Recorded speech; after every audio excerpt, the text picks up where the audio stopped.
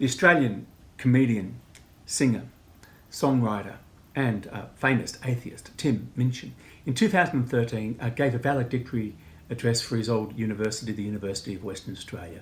And in that he said, searching for meaning is like searching for a rhyme in a cookbook.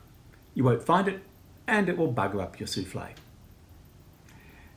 Now, large parts of our culture, they'll follow that script.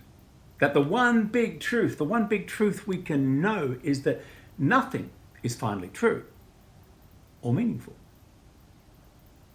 You know, some things can be relatively true, maybe true for a time, but final satisfaction, final certainty, meaning is not what we experience or expect in the contemporary wealthy world. And that's a fun irony, isn't it? Because we have more than most people in history could ever have dreamt of, and yet we sense we have nothing at the same time. And what's so shocking, I think especially for Christians, is that the book of Ecclesiastes says, yep, that's about right. Now, I've heard Christians ask, why is this book in the Bible? It's got a dark mood, it's a kind of stark film noir realism about it. It's like Die Hard for theologians, but without a satisfying ending. It lays out life like a BBC news feed. There's all the cruelty, there's the brokenness, the meaningless suffering, both self-imposed and stuff that's imposed upon us, because that's our world. So in chapter 4, again I looked and saw all the oppression that was taking place under the sun. I saw the tears of the oppressed, and they have no comforter. Power was on the side of their oppressors, and they have no comforter, in case you missed it the first time. And I declared that the dead who already had died were happier than the living who are still alive. But better than both is the one who's never been born, who's not seen the evil that is done under the sun. And I saw that all toil and all achievement spring from one person's envy of another. This too is meaningless. It's a chasing after wind. Or in chapter 5, he talks about wealth. Whoever loves money never has enough. Whoever loves wealth is never satisfied with their income. This too is meaningless. As goods increase, so do those who consume them. And what benefit are they to the owners except to feast their eyes upon them? Now, I know what you're thinking. You're thinking, I'm so glad I came to church today. You know, I'm feeling really motivated right now. I'm going to take life on. I am pumped. Seriously.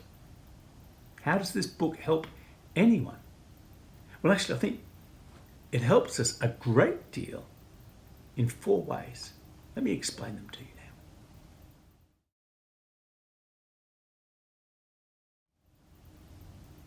First of all, the themes in Ecclesiastes are drawn from the early chapters of Genesis. So if Proverbs focuses on the order and wisdom and image of God in Genesis 1 and 2, then Ecclesiastes is a meditation upon what it's like to live in a world after Genesis 3. A world that has known the possibility of meaning, of wholeness, of beauty, without tears or regret, but left that, chose instead a damaged and alienated and dying life, full of longing, full of a sense that, hey, this isn't the way things should be. That's why we get so outraged at injustice. And this is a theme that is picked up right throughout the Bible.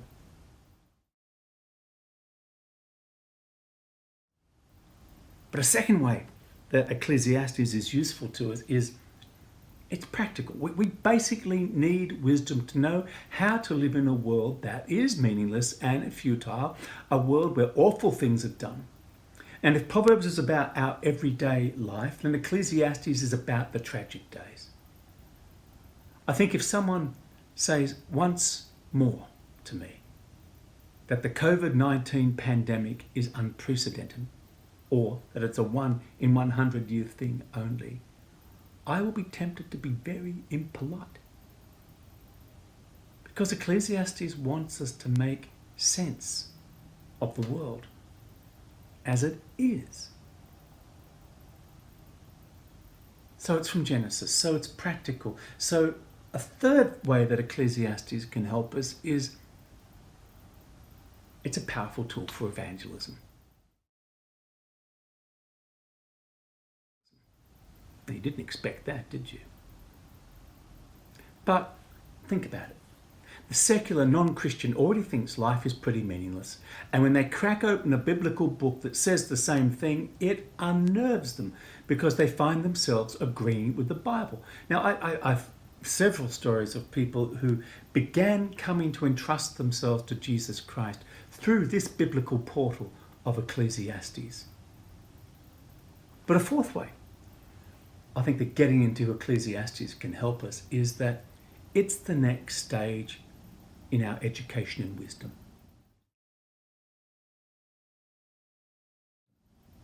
So once we arrive at Ecclesiastes and Job, they kind of assume that we've got Proverbs under our belts and we're ready for the next stage of our education.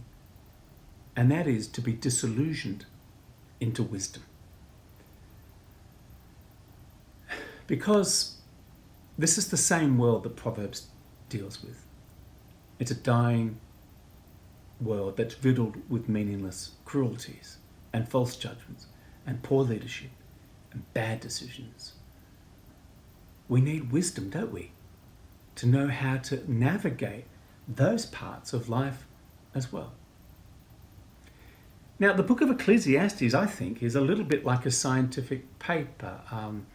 It does an experiment, but it begins with an abstract. It begins with a summary of what the findings of his research have been, as you do in a science paper.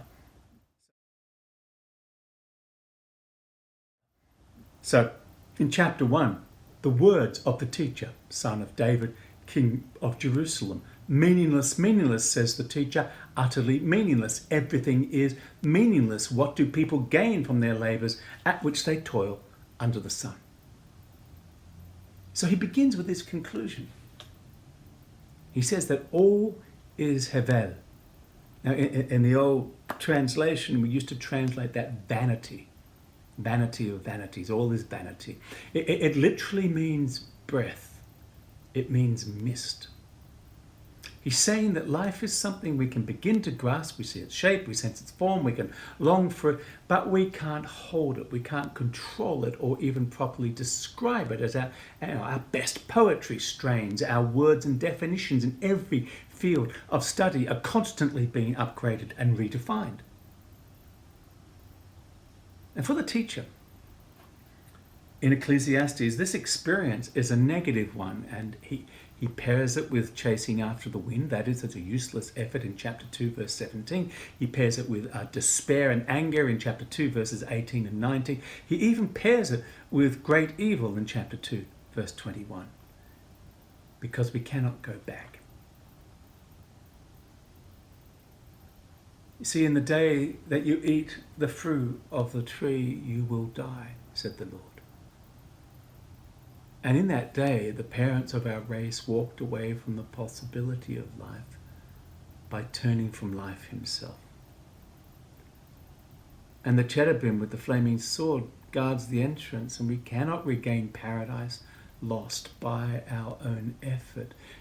Genesis 12, the Tower of Babel, God laughs as if human beings with their growth in science and design and technology could storm back into the presence of God and claim heaven for themselves. Exodus and the law and all the histories, even with the best law, even with the best guidance, the law of God himself, the help of God himself, human beings fall short of our own ideals, let alone the commands of God. And we fall short of our potential. The book of Revelation, chapter 5, who is worthy to take the scroll to unlock the hidden purposes of God for his creation from his hand and enact what is written there? Well, no one on earth, under the earth, above the earth, that is no one human, no one demonic, no one angelic, is found to be worthy. And we read that John weeps and weeps and weeps because ultimately our deepest longing is frustrated. We are meaningless. We're tragic. We're temporary. We are hevel. The Apostle Paul in Romans 8 uses the Greek version of the Hebrew word hevel kenos, and it means empty, futile. And he writes that God subjected the world to this emptiness, this futility, this meaninglessness, this inability to save or to justify or to find meaning and satisfaction in itself. Why did he do that? In the hope that the creation itself will be liberated from its bondage to decay and brought into the freedom and the glory of the children of God. To put that another way, we know futility now, so we will reach beyond ourselves for help and hope. We can't reach in for those things, and God hopes we will reach up.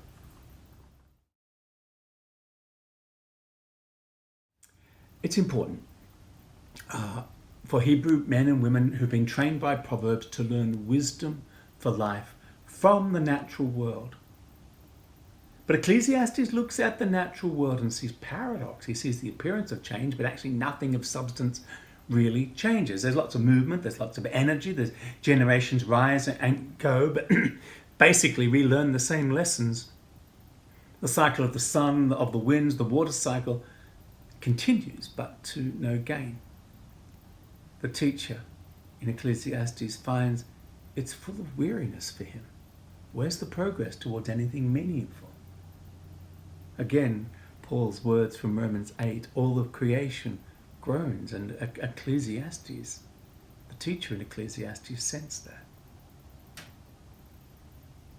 It's not that new things don't happen. Sure, there's new tech around Genesis 4 and 5. We get a movement in cultures and in social values, population growth, we get wars, we get new nations, new laws, but at the same time, the fundamentals stay the same. Now, a couple of illustrations on that. Years ago, I was having lunch with some friends. One of them is an historian, and she happened to have copies of the Cambridge Ancient History Library on her bookshelves, as you do. So for fun, I thought I'd look up what were the first recorded human writings. I was expecting, I don't know what I was expecting. Great hunting story of exploration or war or heroism, poetry of loves that have been won or lost. Instead, do you know what they were? The first records of human writings? Receipts. Tax receipts, in fact. The next earliest writings, according to that Cambridge history of the ancient world, was a debate over whether the monarchy or a republic is a better form of government. And, that might be worth reading in the years to come.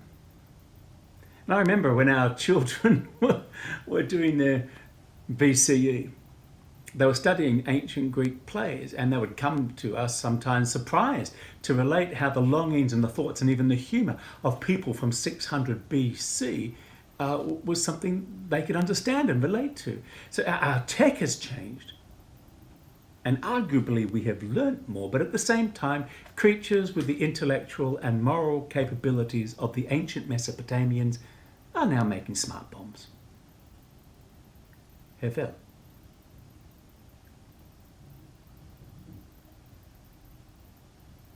I don't think I can actually overestimate or overemphasize how important this disillusioning method into wisdom is. I know, it feels like a downer when you open up Ecclesiastes, but it will actually, it's there to save us from things that are much, much worse. Now, you may or may not remember the 20th century and how many lives were taken and wasted in the service of some ideal of progress. There are plenty of radical ideas like that yelling at us from social media feeds now. But in every case, the promise of radical social progress became, in the end, just another dull shade of evil. Oppression of thought or of economics or of art or of business or of science or of family life. And so the brilliance of the disillusionment of Ecclesiastes is be wiser than that. History is not prone to producing perfection. What we are prone to is losing the small gains that we make towards civility far too easily. Because the way back to Eden is blocked by a flaming sword.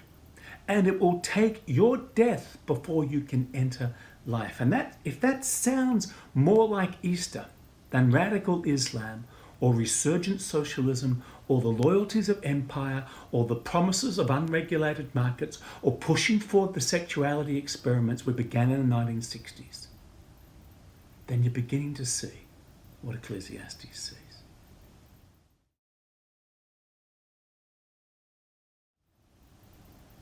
You know, there's something really, really annoying about the teacher in this book. He's kind of like the Tony Stark or the Elon Musk of the Bible. You know, he has smarts, he's got wealth, he's got charm, he's got looks to basically to be able to succeed in anything he wants. And so what he does is the pedal goes to the metal and he pursues satisfaction and meaning in three areas. First of all, in the life of the mind, that is in wisdom, and this book will take us some thinking through. Secondly, in the life of pleasure, well, there's no holds barred there. And thirdly, in the life of achievement and work. You may talk about an overachiever. This guy's got it in spades. So what did he learn? As he ran the experiment, what did he come up with? Well, his first lesson about wisdom is this, that as you increase wisdom, you also increase sorrow. For the wise and the fool, they alike perish. Madness and thinking, research and discernment cannot take the weight of a puzzled and hungry soul. What's his first lesson then about pleasure? Well, his first lesson is that it's pleasurable, but satisfaction fades. And we wear it out even as we pursue it harder. Even laughter, what use of it if it's pursued only for its own sake? I mean, I often wonder why our comedians, they're so intelligent, but they're also so sad. I'm thinking about Digby Hanna and Seinfeld and Dylan Moran to mention. Why does chasing pleasure end with people feeling hollow and empty and used? So Chrissy Hines, who was the lead person, the front person for the Pretenders, lived a rock and roll life. She was interviewed in The Age for the Good Weekend a few years ago, and she was asked, do you have any regrets? She said, I regret everything. Wisdom, pleasure. So what's his first lesson about achievement? And he says that while he enjoyed his work, he took pleasure in his work, he realized he never owned it. It was never his possession. It was on loan to be passed on. It may benefit those who inherit it, or it may not. It'll depend on what they want to do, on how wise or not they are. But we leave our work to others, and what we achieve with our toil and our anxiety at the cost of our relationships and often our health is Havel. And worse, work can become an addiction, he writes. It can become destructive, like a drug, like a runner's high, like an alcoholic's buzz. It'll destroy us. Now, these are hard words, and they're meant to be. Not because he's trying to drive us into despair, but please get this. What he's trying to do is protect us from despair. What the teacher is saying is that if we pursue wisdom and pleasure and achievement as if they are God's, as if they're going to save us, as if finally when I get this, I will be satisfied, I will be meaningful, I'll be respected, then we're lining ourselves up for despair. Let me give you an illustration of this from the New York Times. There's a kind of gossip column which is normally light-hearted in it that talks about the famous people around New York, and the writer really knows the scene. But there's a serious moment when the writer of that column asked a psychologist who counsels many of the high achievers in New York, why was the suicide rate so high amongst young artists who finally made it big in New York? who gained some attention, some applause, got a decent pay packet finally after all their years of effort. And the counsellor said, all their lives, they've been saying, if only I could get this recognition or this skill or this career, it would change who they are. Everything would make sense. And the problem is, the day after they've achieved what they long for, they wake up and find they're still the same person.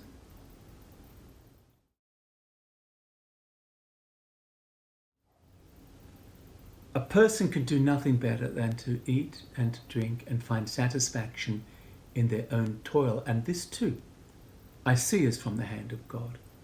For without him, who can eat or find enjoyment?